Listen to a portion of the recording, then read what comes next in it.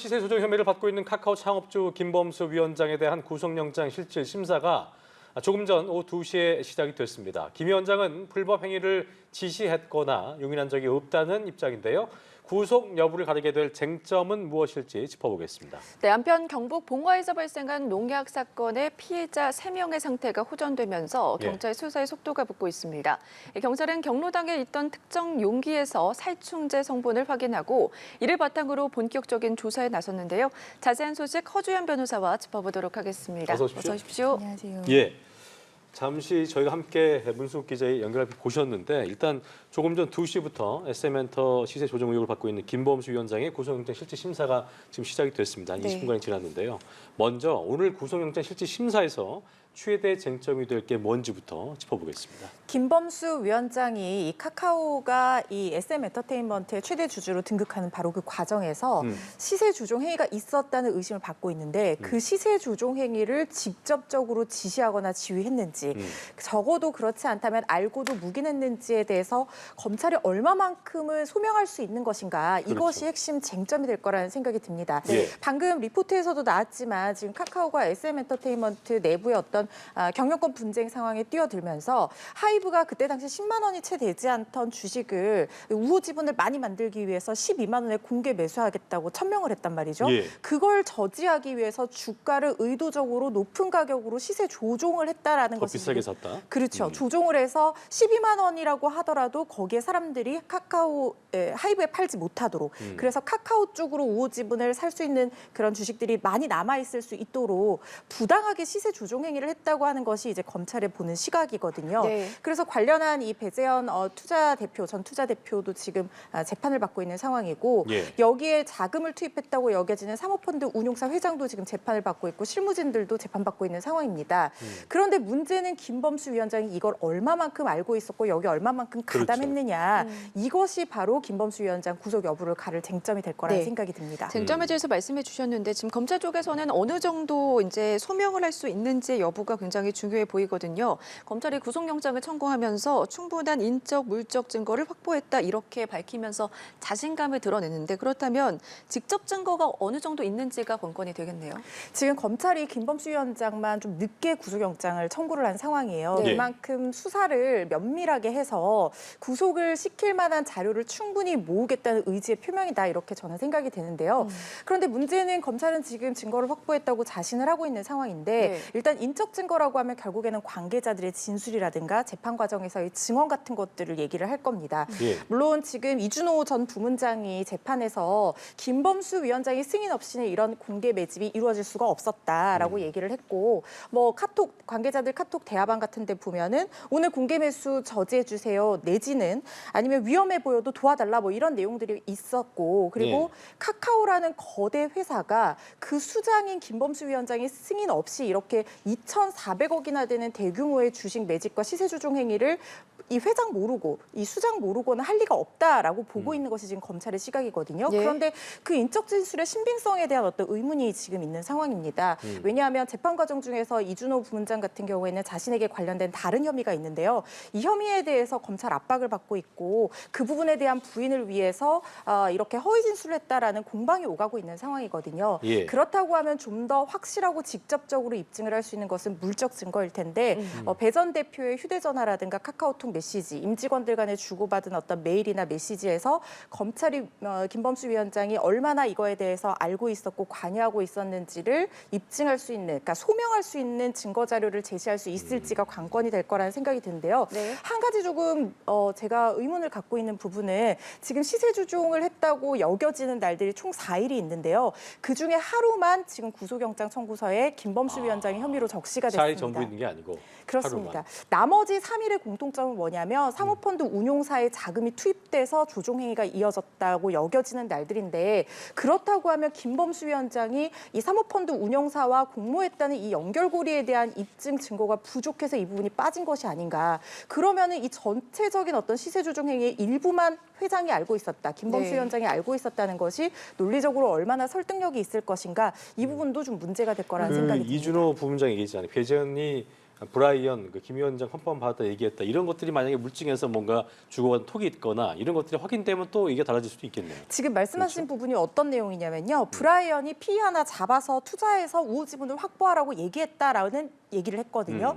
브라이언이 이제 김범수 위원장을 얘기를 하는 건데 이 부분에 대해서 카카오 측에서 어떻게 방어를 하고 있냐면 만약에 사모펀드 운용사 지금 원아시아 파트너스라고 여겨지고 있는데 그렇죠. 네. 여기와 처음부터 공모를 해서 시세 조정 행위를 했다면 그걸 그리고 김범수 위원장이 알고 있었다면 김범수 위원장이 왜 새롭게 피의사를 새로 잡으라고 했겠느냐 이렇게 반박을 하고 있는 상황이거든요. 그래서 오히려 그 진술은 김범수 위원장이 몰랐다는 것에 대해서 부합하는 진술이다. 지금 이렇게 방어를 하고 있는 상황이기 때문에 그렇군요. 제가 생각했을 때는 인적 증거보다는 결국에 물적 증거가 그 하루라고 하더라도 그 시세 조정 행위를 얼마나 소명할 수 있느냐 이것이 관건이 될 거라는 생각이 듭니다. 알겠습니다.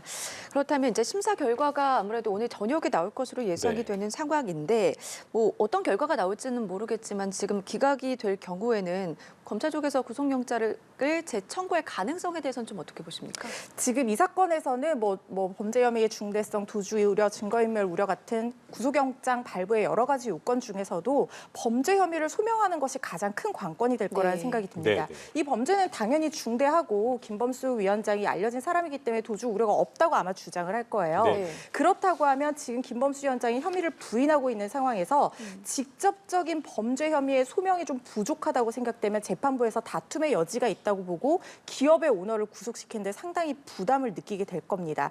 그래서 이것이 핵심 쟁점인데 네. 만약에 이거에 대한 소명에 실패를 해서 영장이 기각이 된다고 하더라도 이 부분은 검찰로서는 충분히 추가적인 수사나 증거자료 확보를 통해서 재청구할 가능성을 배제할 수는 없거든요. 네. 그래서 오늘 결과 일단 한번 지켜보셔야 될 것 같습니다. 알겠습니다. 다음 주제 넘어가 보겠습니다.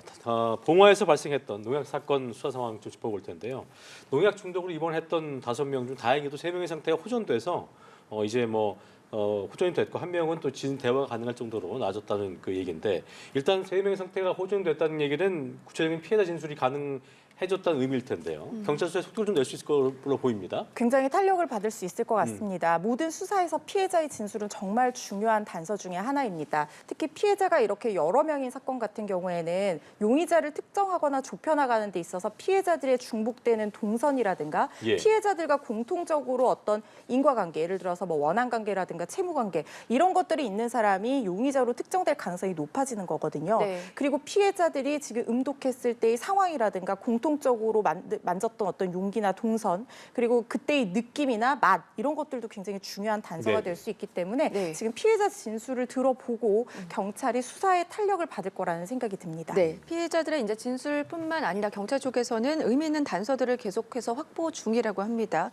일단 경로당 내 용기에서 살충제가 검출이 됐는데 이게 좀 중요한 단서가 될 수 있을까요? 네, 굉장히 중요한 단서가 될 수 있을 걸로 보입니다. 지금 우리가 기존에 처음에는 오리고기에 뭔가 있었던 게 아니냐라고 생각했는데 그게 아니라 커피다 이런 네. 얘기가 나왔잖아요. 그런데 독성 성분을 음독하게 된 경로가 누군가가 음식에 타느냐 그리고 용기에 있었던 것이냐 이거는 굉장히 큰 차이를 가져올 수 있거든요. 그러니까 어떤 고의성 여부라든가 범인의 동선 여부 그리고 범인이 움직였을 때 뭐 용기를 가지고 있는지 아니면 음식에 뭐 관련이 되었는지 이런 것들은 결국에는 용의자를 특정하는 데 굉장히 중요한 단서가 될 수 있기 때문에 네. 용기에서 검출이 됐다라고 하는 것은 굉장히 중요한 의미를 가질 수 있고요. 특히 지금 피해자들이 5명으로 늘어난 상황인데 그중에 1명은 커피를 마시지 않았다라고 진술을 하고 있거든요. 나중에 집에 가서 또 쓰러졌던 그죠? 그렇죠. 순차적으로 검사들이. 지금 증상이 발현된다는 특징도 갖고 있기 때문에 결국에는 음식이 아니라 음식을 담았던 용기가 더 문제가 아니었냐. 그럼 과연 그 용기를 누가 언제 어디서 어떻게 가져왔고 그 용기에 독성이 들어갈 만한 경로는 무엇이 있었느냐. 이 부분은 수사에서 굉장히 중요한 부분이 될 거라는 생각이 듭니다. 알겠습니다. 피해자들의 어떤 진술이 어떻게 이루어질지 지켜보도록 하겠습니다. 자, 다음 주제 만나보죠. 시청역 인근에서 발생했던 역주행 사고 소식 얘기인데 국가수에서는 일단 감정 결과를 그렇게 내놨었죠. 90%는 악셀레이터가 밟은 흔적이 있고 브레이크는 밟은 것이 없기 때문에 운전자의 과실로 봤습니다만 역시나 아직도 병원에 있는 그 가해 운전자에 대해서 경찰이 3차 조사를 했는데 운전자는 본인이 계속 그 급발진이었다 이 주장을 굽히지 않고 있다고 하더라고요. 네, 지금 운전자 갈비뼈 등 부상을 입고 병원에 입원하고 있어서 병원에 방문 조사가 이루어지고 있는데 최근 경찰이 3차 방문 조사를 예. 진행을 했습니다. 3시간가량 조사가 이어졌다고 하는데요. 운전자는 여전히 차량의 결함을 주장하고 있습니다. 그러니까 자신의 과실이 아니었다라는 거거든요. 그동안의 급발진 의심 사고에서도 이 국가수가 분석한 사고 기록 장치, 그러니까 EDR의 결과는 차량의 결함을 입증하는 어떤 결정적인 증거가 되어오지는 못했습니다. 그래서 아마 운전자가 계속해서 자신의 과실이 아니다라고 주장을 하고 있는 것은 아닐까 싶습니다. 네, 경찰 관계자는 지금 모든 가능성을 열고 조사 중입니다. 구속영장 신청을 검토하고 있다고 하는데요. 뭐 구속 여부와 관련해서는 어떻게 전망을 하십니까? 일단 지금 입원을 하고 있는 상황이기 네. 때문에 몸 상태도 굉장히 중요하다는 생각이 들고요. 그리고 구속을 하게 되면은 구속 이후에 수사 기간이 또 정해져 있기 때문에 영장을 신청을 할지 그리고 영장이 발부가 되는 것이 수사에 어떤 도움이 될지를 조금 더 고민을 해봐야 되는 지점이 있다라는 생각이 들고요. 지금 혐의가 굉장히 중대하고 피해가 많이 발생한 데다가 지금 피의자가 주장을 하고 있는 급발진을 의심할 수 있는 근거들, 뒷받침할 수 있는 근거들이 사실상 그 기존의 급발진 의심 사고들과는 달리 하나도 나오지 않고 있는 상황이거든요. 그러니까요. 그렇기 때문에 혐의를 굉장히 강력하게 부인하고 있는 상황이라고 볼 수 있고 그래서 만약에 구속영장이 신청된다면 구속될 가능성도 배제할 수 없습니다. 그러니까 경찰 입장에서는 모든 가능성을 열어놓고 조사한다고 했는데 지금 말씀하신 것처럼 운전자는 계속 일관된 주장을 하고 있고 국가수 결정에서는 운전자의 과실로 좀 보고 있고 그렇다면은 어떤 조사를 통해서 경찰 입장에서는 실제 전 진실에 접근을 할 수 있는 거예요? 그러니까 이 급발진 의심 사고, 기존의 의심 사고에서 네. 이 민사와 다르게 형사에서는 무죄나 무혐의가 나온 경우들이 있었어요. 예. 이것은 왜 그러냐면 입증 책임의 문제 때문에 그렇습니다. 그러니까 이 형사는 업무상 과실 치사상으로 처벌을 받아야 되는데 업무상 과실이 있는지, 그러니까 운전자가 브레이크를 가속 페달로 그러니까 가속 페달을 브레이크로 착각해서 잘못 밟았는지 여부에 대해서 입증을 결국 수사기관에서 해야 되는 거거든요. 예. 그 근거로 뭐 사고 기록 장치라든가 뭐 여러 가지를 살펴보게 되는데 기존의 급발진 의심 사고에서는 EDR 장치는 운전자가 가속 페달을 밟은 것으로 나오지만 뒤에 브레이크 등이 들어온다라든가 굉장히 이 속도에서 이 정도 이 가속 페달을 밟는다는 것이 상식적으로 불가능함에도 불구하고 흔들림 없이 가속 페달을 밟았다라든가 아니면은 뭐 내부에 뭐 바퀴 뭐 브레이크가 말을 듣지 않는다 이상하다 뭐 이런 소리가 녹음됐다라든가 이런 정황들이 있었어요. 그렇다고 하면 재판부나 수사기관에서 이거는 운전자의 과실로 100% 보기는 좀 어렵다. 이렇게 의심스러울 때는 피고인의 이익으로 판단을 하기 때문에 네. 과실 여부에 대한 입증이 불가능하다, 그러니까 좀 부족하다라고 봐서 무죄나 무혐의가 나오는 경우들이 있었거든요. 그런데 지금 이 사건 같은 경우에는 그런 정황들이 하나도 나오지 뒷받침할 않고 게 하나도 없다는 거죠. 그렇죠. 그래서 이 부분에 있어서 수사기관에서는 계속해서 업무상 과실 치사 여부를 적용할 거라는 생각이 듭니다. 네, 비슷한 뭐 판례에 대해서 말씀을 좀 해주셨는데 말씀해 주신 것처럼 이런 상황에서 다시 주목받는 게 차량 결함 가능성이 인정돼서 1심에서 무죄를 판정받은 사례가 주목받고 있거든요. 지금 현재 2심이 진행 중인데 이번 사건과는 좀 영향이 떨어진다라고 볼 수가 있을까요? 어떻게 바라봐야 돼요?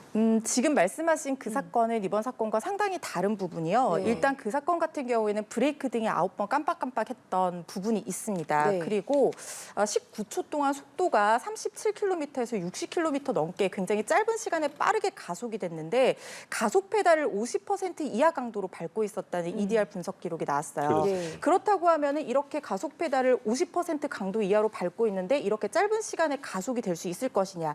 이 부분이 제가 말씀드린 업무상 과실 여부를 입증하는데 조금 의심스러운 정황이 될 수 있는 거예요. 그래서 1심에서 무죄가 나온 사안이라는 생각이 들고요. 네. 이 시청역 사고 같은 경우에는 그런 부분이 사실상 그러니까 운전자의 진술을 뒷받침할 수 있는 급발진 의심 정황이 다른 사고에 비해서도 사실상 부족한 상황이기 때문에 이 부분은 조금 바로 적용을 하기에는 네. 영향을 주거나 하기에는 좀 어렵다는 생각이 듭니다. 알겠습니다.